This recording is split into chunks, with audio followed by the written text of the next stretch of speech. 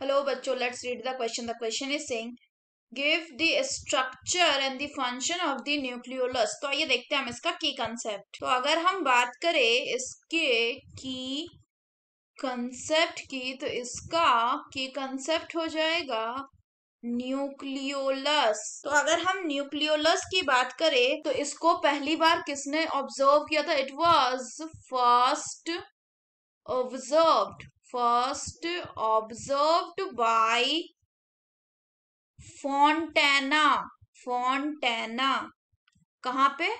in the skin cell of eel. और ये जो टर्म हुए, इस टर्म को किसने कॉइन किया था? इस टर्म को कॉइन किया था, this term nucleolus was coined by Bowman. ये कहाँ पे प्रेजेंट होता है अगर बात करें? So it is associated with the nucleolar organiser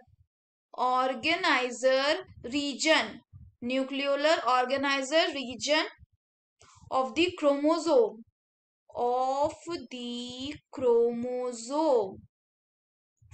के न्यूक्लियर ऑर्गेनाइजर रीजन में, न्यूक्लियोलर ऑर्गेनाइजर रीजन के साथ ये एसोसिएटेड रहता है. ये किसमें एब्सेंट होता है अगर बात करें? So it is absent in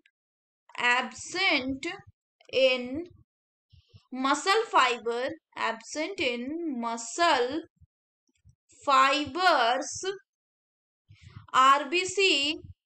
RBC, yeast, sperms and prokaryotes.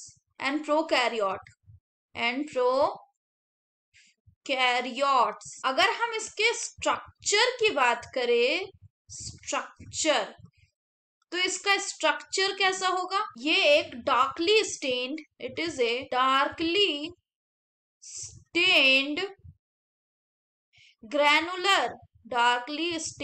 Granular naked organelle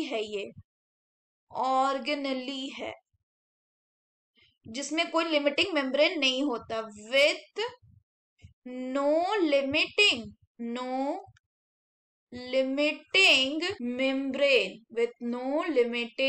membrane. तो अगर हम बात करें कि इसमें क्या प्रेजेंट होता है, इसका जो सेंट्रल और प्रोटीनेशियस पार्ट है, यानी सेंट्रल एंड प्रोटीनियस पार्ट है, उसको क्या कहा जाता है? That is called as the pars अमोर्फा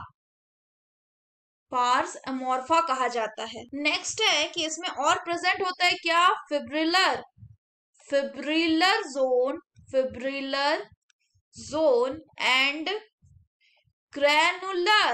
granular zone present होता है. और ये जो फिब्रिलर जोन एंड जो ग्रैनुलर जोन है, ये किसके बने हुए होते हैं? ये बने हुए होते हैं आपके ribo nucleo proteinaceous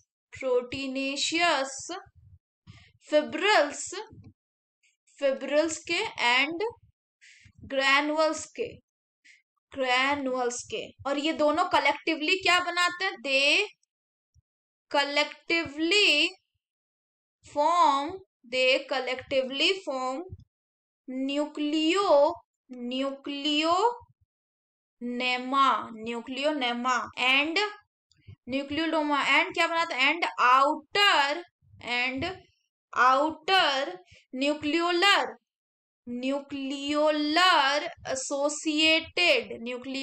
associated chromatin ये बनाता है. अगर हम फर्दर बात करें तो ये फर्दर डिवाइडेड होता है किसमें? So it is further divided into perinucleolar and intranucleolar chromatin में ये डिवाइडेड होता है. क्रोमैटिन, ये भी क्या है? क्रोमैटिन. तो अगर हम इसके स्ट्रक्चर की बात करें तो इसका स्ट्रक्चर कुछ हमें यूं देखने को मिलता है. सो इस तरह का कुछ स्ट्रक्चर हमें यहाँ पे देखने को मिलता है न्यूक्लियोलस का। अगर हम आगे बात करें तो क्या है ये पोर्शंस कुछ इस तरह से प्रोट्रूडेड होते हैं, सभी में नहीं, कुछ कुछ में ये इस तरह से प्रोट्रूडेड पोर्शंस प्रेजेंट होते हैं। और इसके अंदर क्या प्रेजेंट होता है अगर हम बात करें तो इसका जो अंदर में है वो प्रेजेंट होता है आपका फिब्रिल्स एंड ग्रैनुअल्स।